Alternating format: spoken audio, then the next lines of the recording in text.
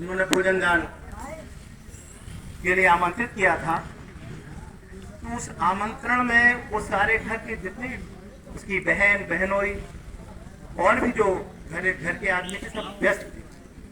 तो लज्जू को कोई बहुत ज्यादा भाव नहीं दिया उन्होंने। तो वो सोचने लगा कि आज क्या बात है, मेरे भांजे भांजे कोई बहुत मुझे भाव नहीं दे रहा। वैसे मैं आता था तो मेरा बहुत रिस्पेक्ट होता था।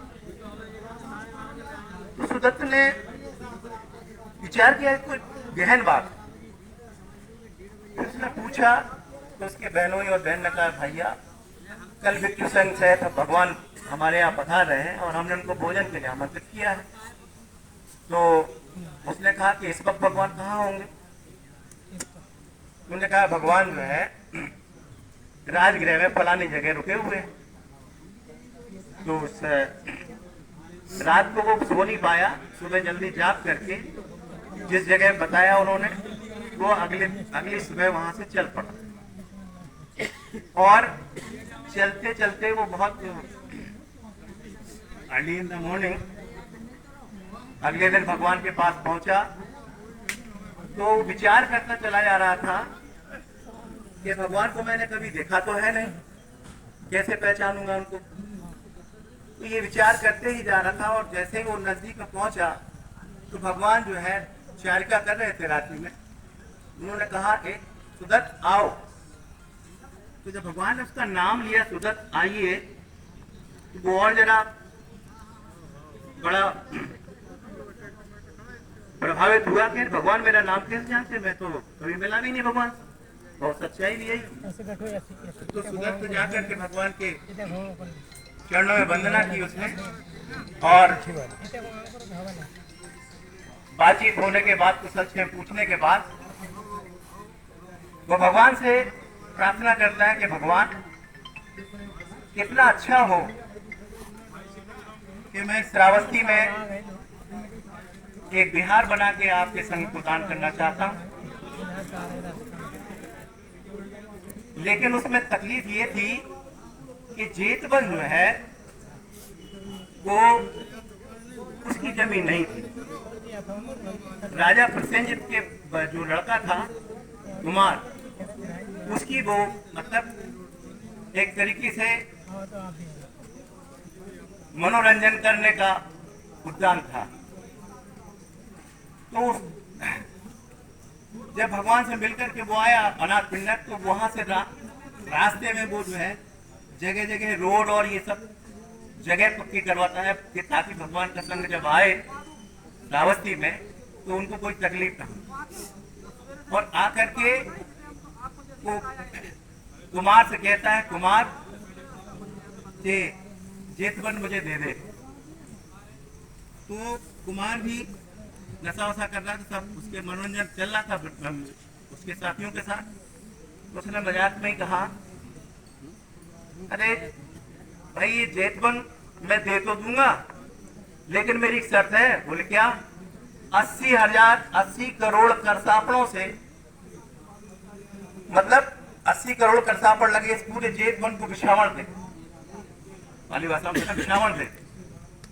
तो उसने खुशी से कहा ठीक है। उसने अपने अनुचरों को अनुज्ञा दी और गाड़ियों से भर भर के करसापड़ आने लग गए। उसने सारी जमीन जो है बिछा दी शर्त के हिसाब से बिछा दी। तो जेतवन देना मजबूरी बन गया। लेकिन कुछ समय बाद उसका जब झटका खुला, थोड़ी शराब, वहां नशे में थे वो लोग, नशा उसना कहने भाई ये बताओ सेठ जी नाथ पिंडक, ऐसा तुम कौन सा काम कर रहे हो जिसके लिए तुमने इतनी पूरी करसापड़ों से पूरा जेतवन बिछा मतलब ढक दिया, अब रहने दो मत ढको। बोले क्यों? नहीं हम नहीं ढको। बोले अरुण कुमार जी, वृक्ष वगैरह और ये बने हैं ये मैं अपनी तरफ से दान करूंगा। मुझे तुम्हारा उद्देश्य मालूम चलेगा कि भगवान के लिए जेतवन बना के देना चाहते। तो उस वक्त 80,000 करसापड़ों से वो ढका गया। और इस तरीके से जब जेतवन उसको मिल गया सुदत्त को, तो उसने वहां भगवान के लिए, भिक्षुओं के लिए, भगवान के लिए मूलगंध कुटी का निर्माण करवाया और शून्यागारों का निर्माण करवाया। आप देख लो व्यवस्था आ रहे हैं रहने की तो व्यवस्था पूरी व्यवस्था की। बात कर लो। पहले इधर और करना व्यवस्था है या करने उधर में सीधे चलना है पहले? सदस्य का नाम अनाथ पिंडक पड़ गया, क्योंकि अनाथों को पिंडदान करता था। जो भोजन रहित होते थे, भोजन नहीं पाते थे, उनको पिंडदान करने की वजह से और संघ को संज्ञादान करने की वजह से उसका नाम अनाथ पिंडक पड़ गया। तो इस श्रावस्ती की पावन घटना ने इस तरीके से जो भगवान के लिए पहला विहार दान किया गया, और उस विहार की विशेषता है कि 19 वर्षावास 45 में से भगवान ने 19 वर्षावास उसी जेतवन विहार में किए, और 19 वर्षावास विशाखा माता का जो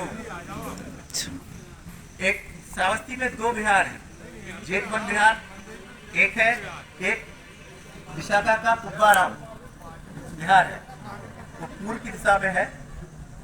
और